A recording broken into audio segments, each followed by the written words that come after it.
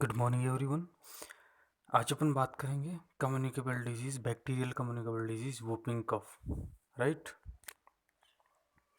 सबसे पहले इसका मतलब समझते हैं। वूपिंग कफ का मतलब क्या होता है? वूपिंग कफ को अपन बोलते हैं पर्टूसिस, और इसका दूसरा नाम क्या है? 100 डे कफ डिजीज।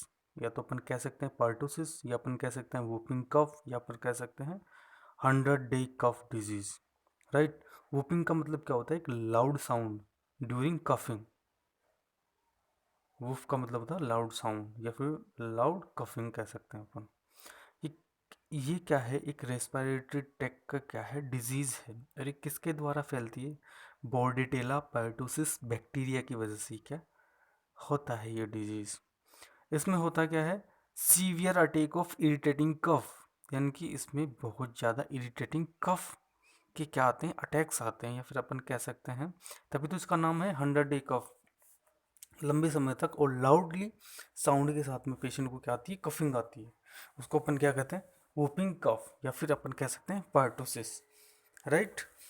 तो फर्स्ट ऑफ ऑल अपन इसकी डेफिनेशन के बारे में बात करते हैं। तो it is a highly infectious disease of respiratory tract.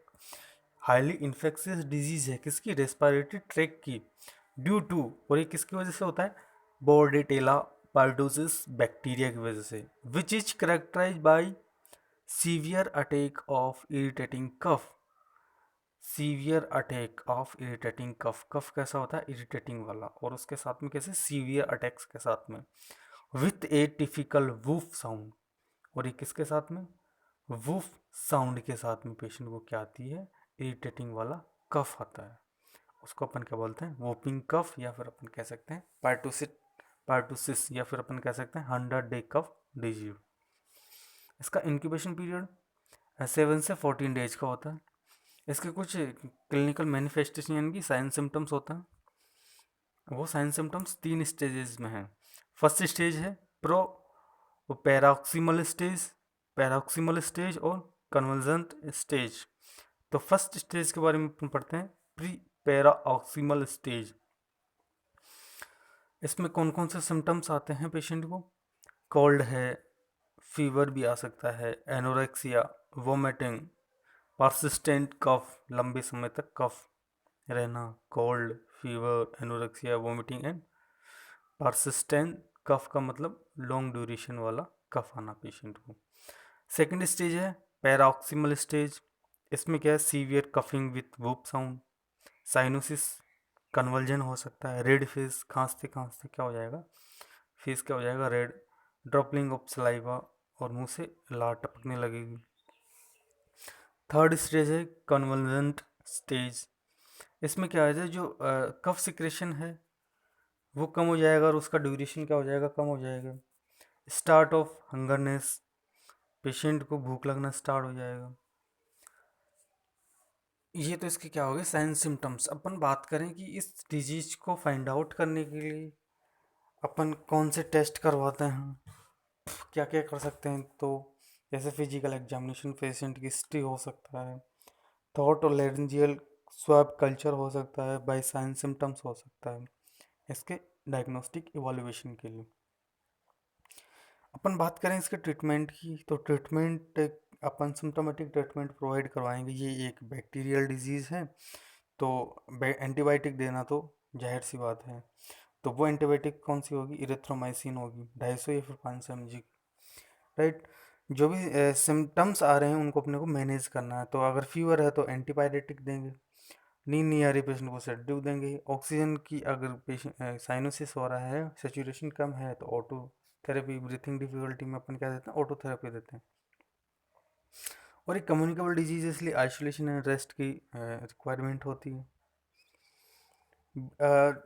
Proper provide proper nutrition hydration, patient को जितनी न्यूट्रिशन की आवश्यकता है उतना पेशेंट को न्यूट्रिशन प्रोवाइड करवाना, और हाइड्रेट रखना पेशेंट को। हाइड्रेशन से ये बेनिफिट क्या होगा? जो बैक्टीरिया वायरस है, जितना हाइड्रेशन अपन पेशेंट को ओरली और आईवी देंगे, तो हो सकता है उसके साथ साथ में जब आउटपुट, यूरिन आउटपुट होगा, उसके साथ साथ में जो बैक्टीरियाज है वो भी यूरिन के साथ में क्या हो जाएंगे? पास आउट हो जाएंगे। राइट। नेक्स्ट ट्रीटमेंट में क्या है? Maintaining respiration bye auto administration, अगर रेस्पिरेशन में डिफ़िकल्टी है, ब्रीथिंग डिफ़िकल्टी है, सेचुरेशन लो है, तो अपन मेंटेन रखेंगे किसके द्वारा? ऑटो एडमिनिस्ट्रेशन के द्वारा, या फिर अपन कह सकते हैं ऑटो थेरेपी के द्वारा।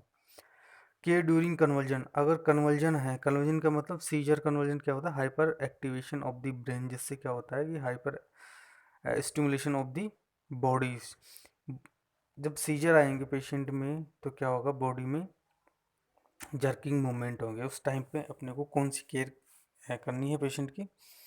गिव कंफर्ट पोजीशन प्रोवाइड करवाना, अवॉइड एस्पायरेशन, पेशेंट एस्पिरेट ना कर सके सलाइवा को, या फिर अपन कह सकते हैं सिक्रेशन को, तो उसके लिए अपन को साइड लाइन पोजिशन प्रोवाइड करवानी है।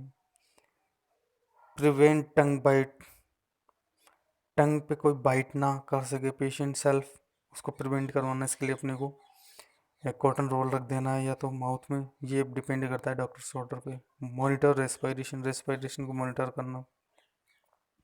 और उसके बाद में लास्ट बचा है explain about long course of disease to parent, और पेरेंट को अपने को ये बताना है कि ये कितने समय तक चलने वाली बीमारी है, इसमें कितने समय तक ये चलेगी, उसके बारे में एक्सप्लेन करना है किनको? पेशेंट के पेरेंट्स को, राइट।